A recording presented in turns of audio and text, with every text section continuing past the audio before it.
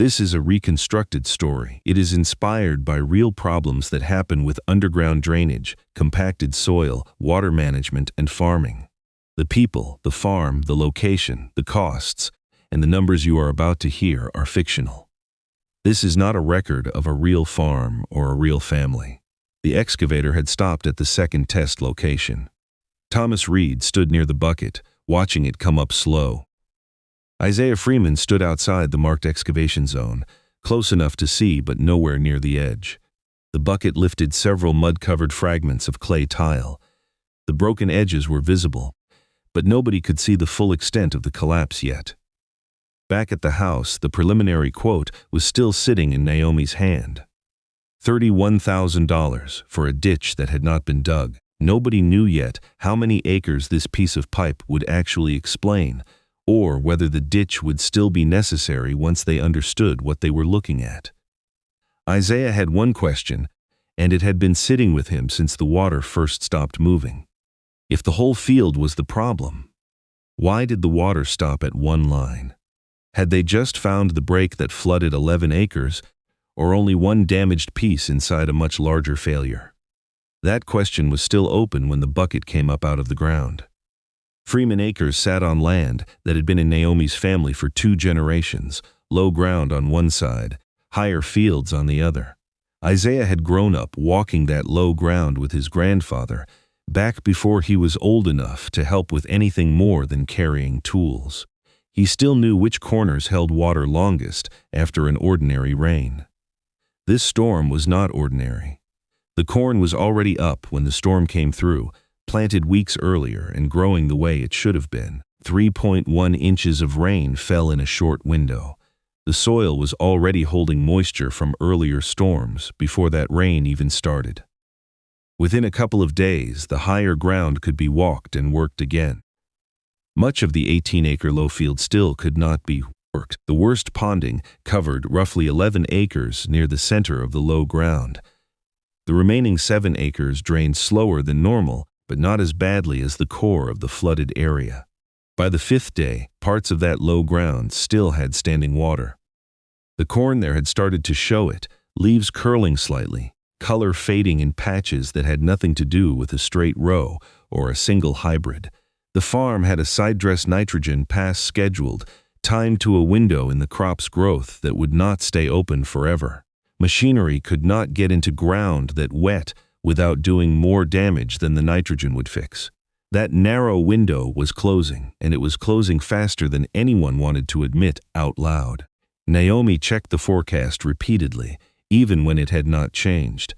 "Every day we wait is a day closer to missing that window for good," she told Leonard one evening, and he did not have anything to tell her that made the math easier. Naomi called Thomas Reed, a drainage contractor who had worked in the county for years.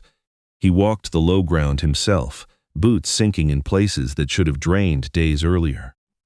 There was no modern map of the tile system under that field, only the assumption that something had been buried there decades ago. He found the outlet where the old system was supposed to discharge, and the flow coming out of it was weak, barely enough to explain water moving at all. Naomi walked beside him through the low ground. "How much of this is the tile, and how much of it is just the storm?" she asked him. Thomas told her the honest answer, which was that he could not separate the two yet, not without digging into ground he had no clear map for. Based on what he could see and what he could not, Thomas proposed roughly 1,200 feet of open ditch, graded from the west edge of the low ground to a stabilized outlet. It was a reasonable proposal given the information he had in front of him. He explained the preliminary quote to Naomi at the kitchen table, item by item, the way a contractor explains a number that is about to matter to a family. Survey and initial design would run $3,200. Excavation and grading, the largest single piece, would run $15,800. Moving and spreading the spoil material away from the ditch would run $4,500. A new culvert at the field entrance and outlet stabilization would run $3,800. Seeding and erosion control would run $2,100. A contingency line for whatever the ground decided to add once they started digging would run $1,600. Altogether, the total came to $31,000. It covered the ditch itself, the culvert needed to keep the field entrance usable, and the outlet work and erosion control that came with it. It also covered the soil that would have to be hauled and spread somewhere useful once the digging was done. Thomas was upfront about what the number did not include. Final survey, a wetland determination, the right permits, and confirmation of outlet rights would all still have to happen before anyone broke ground for real. This is a starting number, not a final one, he told her, and he meant it as a caution, not a sales pitch. Naomi did not sign that afternoon. That number would use most of what she had set aside for seed, fertilizer, spring repairs, and whatever else the season decided to throw at her. The farm was not in danger of losing everything, but after a number like that, there would not be much cushion left if anything else went wrong before harvest. Isaiah had been standing near the table while Thomas talked, and he had a question of his own. "Why is the whole low area being treated like one problem?" he asked, "when the stressed corn is forming almost a straight line through the middle of it?" Nobody had a quick answer for that. Thomas admitted he had not looked at the stress pattern closely, only at the water itself. "That's worth checking," he told Isaiah, "but a crop line isn't the same thing as a survey." Isaiah decided to find out for himself anyway. He had been keeping his own notes since planting, rainfall totals, field conditions, and photos from his phone whenever something looked worth remembering. He walked the edge of the stressed corn with his phone out, marking GPS points every few yards where the plants changed from struggling to healthy. When he laid the points out on a map that night, they formed something close to a straight line, cutting through the low ground at an angle nobody had drawn before. He stayed up later than he meant to, tracing and retracing the line with a ruler until it looked as clean on paper as it did in his head. He was certain the old tile had to be sitting directly underneath it. He brought the map to Dr. Maya Collins, who worked with the local extension service and had helped Freeman Acres with soil questions before. She looked at it carefully before she told him what it could and could not do. "This is good work," she said, tracing the line with one finger before looking up at him. "A crop pattern can suggest buried infrastructure," she said. "It cannot give you an excavation coordinate." Isaiah asked her directly why not, since the line looked so clean on the map. "Because a dozen things can draw a straight line through a field," she told him, "and only one of them is a pipe." She walked him through the other things that could draw a straight line through a field just as easily. Soil compaction from repeated equipment traffic could do it. A single pass of an implement run at the wrong soil moisture could do it. Natural variation in the soil itself, invisible from the surface, could do it. Even old surface grading, done years before anyone alive on the farm could remember, could do it. Isaiah sat with that correction for a moment. He had asked one pattern to prove more than it actually could. Maya explained the distinction that was tripping him up. "What you can see on top of the ground is surface drainage," she told him. "Water moving across the land itself, following whatever slope is there.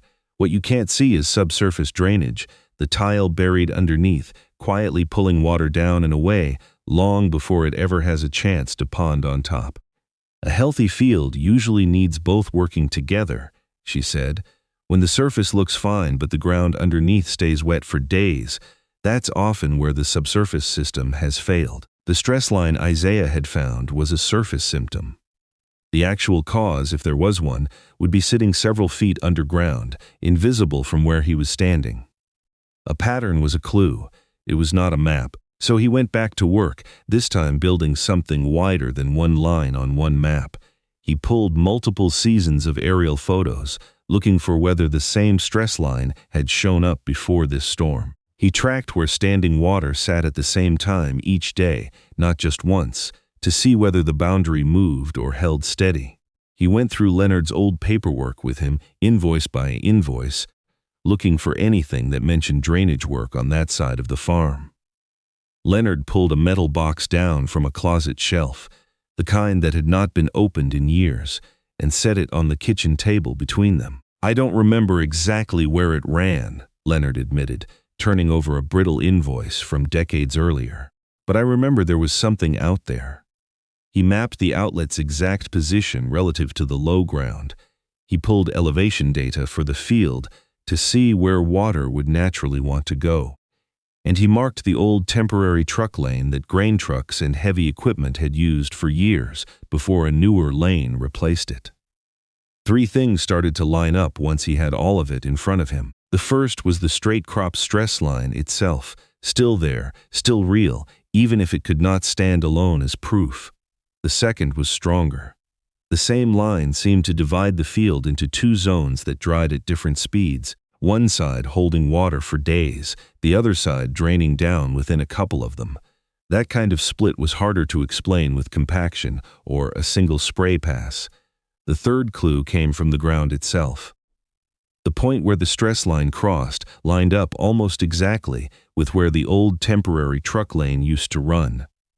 That was the same lane that had carried grain trucks and heavy wagons for years before anyone thought to reroute it. Leonard found what he had: an old drainage invoice from decades back, and a hand-drawn map with a rough line marked across it.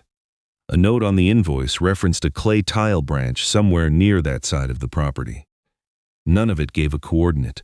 All of it confirmed that a branch had existed there once, which was more than anyone had been able to say a week earlier. Before anyone touched a shovel, Thomas insisted on checking the outlet first. It had vegetation growing across part of it, some sediment built up along the bottom, and debris caught at the mouth where it should have been running clear. The crew cleared it by hand, carefully, and the flow improved a little. But the flow still looked weak compared with the amount of water still standing upstream. Clearing the outlet had not produced the drainage response Thomas expected from an open, continuous branch. The outlet had been restricted, but it was not the whole problem. Clearing it did not restore the missing flow. That meant the investigation had to move upstream toward whatever was interrupting the system before the water ever reached that outlet. Before anyone could dig, every utility line near the suspected route had to be located and marked, and that took its own day before a single scoop of dirt could move. The utility locating process confirmed and marked every service crossing the search area. Only after that clearance did Naomi approve the limited excavation. The crew fenced off the excavation zone the way procedure required, and Isaiah stayed outside that boundary for all of it. The first test location was Isaiah's, the spot where his straight-line map said the tile should be. The crew dug carefully, watching for any sign of clay pipe as the bucket came up. There was nothing there, no tile, no trench line, nothing but undisturbed soil the whole way down. Isaiah stood at the edge of the fence, watching his own theory come up empty out of the ground. Nobody said anything unkind about it, which somehow made it land harder. His pattern had pointed him in the right general direction, but it had not been precise enough to mark an actual coordinate exactly the way Maya had warned him it could not. Thomas did not treat the miss as a dead end. He recalculated using several sources together: the surveyed slope of the field, the alignment of the outlet, and the disturbance patterns in the soil nearby. He also weighed the old documents Leonard had kept and the moisture boundary Isaiah had tracked across the days since the storm. The second test location was several yards off from the first, closer to the old truck lane than Isaiah's original line had suggested. Thomas walked the new spot twice before he called for the excavator, checking the surveyed elevation against the outlet's known position one more time. He crouched down and pressed a soil probe into the ground at a few points nearby, feeling for the softer disturbance that usually marked an old trench line even decades later. "This is where the ground has been worked before," he said, tapping the probe against his palm. "Not the line on your map, the line the dirt remembers." This time, the crew worked slower, watching the soil change color as the bucket went down, a darker band that Thomas pointed out before anyone saw metal or clay. This time, the bucket came up different. Clay tile, and not one loose piece. It was not a single fitting knocked out of place. It was a collapsed section inside an older tile branch. Roughly 12 feet of it had fractured, broken apart, and shifted out of alignment. Mud packed through the gaps where the pipe had failed. A few joints on either side of the collapse had shifted slightly, though they had not failed outright. On the upstream side, the tile was still holding standing water, unable to move it forward. On the downstream side, the tile appeared open at the excavation point. Whether it could actually carry enough water would still have to be observed once the connection was restored. Thomas examined the failure closely before he said anything definitive. The damage was consistent with age, settlement, and repeated heavy loading near the old temporary lane, he said. He was careful with what he did not say. Nobody could point to one specific truck or one specific year and say that load did this. The tile was shallower at this location than along most of the branch. Only 25 to 28 inches of soil covered the tile at that location. Elsewhere, the line was protected by 30 inches or more. Age, settlement, and repeated loading had placed additional stress on the shallow section. Isaiah looked at the broken section for a long time before he asked the question that had been building in him all week. "So this is it," he said. "This fixes the 11 acres? Thomas shook his head before he answered. "This fixes this," he said, tapping the collapsed pipe. "What it fixes beyond that, we won't know until the water tells us." Once the collapse was confirmed, the crew got to work on the repair itself. There was no more guessing left in it by that point, only the work of putting the ground back together the right way. They removed the damaged 12-foot section entirely, cutting back to solid pipe on both sides. They checked the remaining tile on either side for structural integrity before connecting anything new to it. They restored the physical connection between the upstream and downstream sections using a replacement length fitted to match the old clay pipe as closely as modern material allowed. They used proper transition fittings where the old material met the new. They set the bedding underneath it correctly. Then they backfilled the excavation in layers instead of dumping the spoil back all at once. The repair itself took the better part of 2 days, most of it spent on the careful work of bedding and backfill rather than the digging itself. Thomas checked the connection at each stage before letting the crew move forward, unwilling to bury a joint he had not confirmed was sound. Isaiah watched most of the repair from outside the fence line, the same boundary he had kept since the first shovel went into the ground. Nobody handed him a tool, and he did not ask for one. Naomi removed the repaired crossing from the temporary truck route entirely, rerouting grain traffic around it for good. The location was added to the farm's records. Future operators would know where the shallow tile crossed the field. Heavy equipment would no longer be routed directly over it. And they restored the surface above it once the work below was finished. The actual costs told a very different story than the number sitting on Naomi's table. Survey work, utility clearance, and locating came to $2,200. The test excavation and the diagnostic work that led to the real location came to $1,450.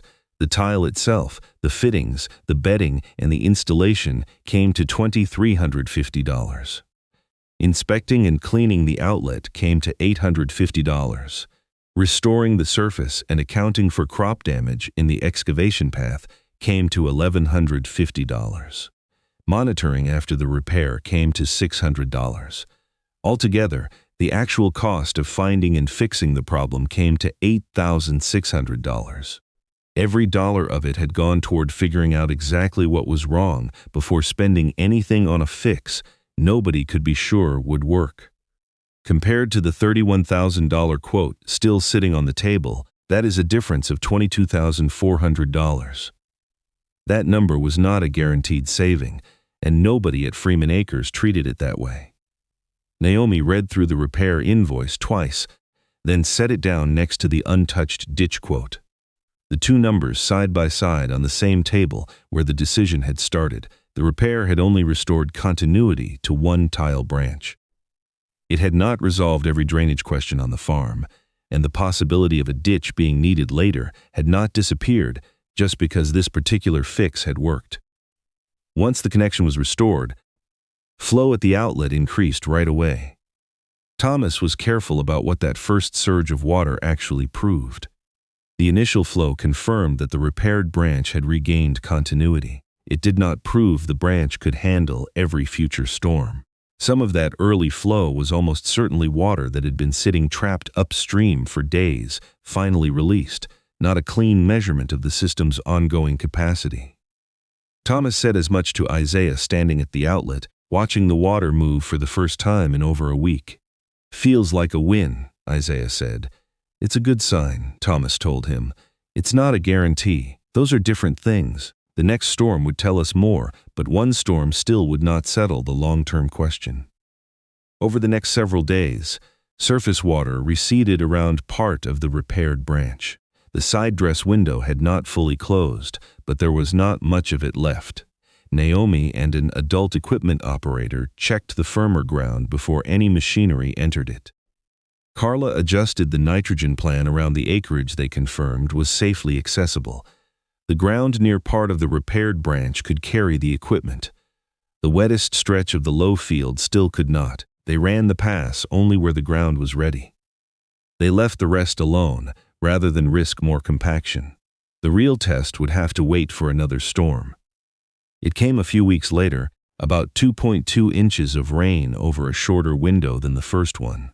Nobody treated the second storm as a controlled comparison. Its intensity, duration, and starting soil conditions were all different from the first storm. It could show how the repaired field was behaving now, but it could not reproduce the exact conditions of the storm that had caused the original flooding. Soil moisture, crop condition, and ground condition were all recorded as part of the picture, not treated as a perfect twin of the first event. They went back to the same marked locations they had tracked before, checking them at 24 hours, 48 hours, and 72 hours after the rain stopped. At the 24-hour mark, the ground near the repaired branch was already firmer underfoot than it had been at the same point after the first storm. At 48 hours, the markers near the old truck lane showed open ground where standing water had lingered for days after the original flood. By 72 hours, surface water was gone from most of the marked points within the 9-acre area. The soil there was visibly firmer than in the earlier photographs, and Isaiah kept shooting from the same spots for comparison. That improvement still did not make every section safe for machinery. They used surface water markers to see how far the water line had receded at each check.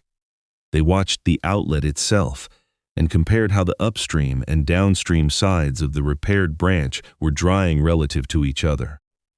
Nobody tried to turn any of this into a precise flow rate. There was no instrumentation in the ground to support a number like that, and inventing one would have meant guessing.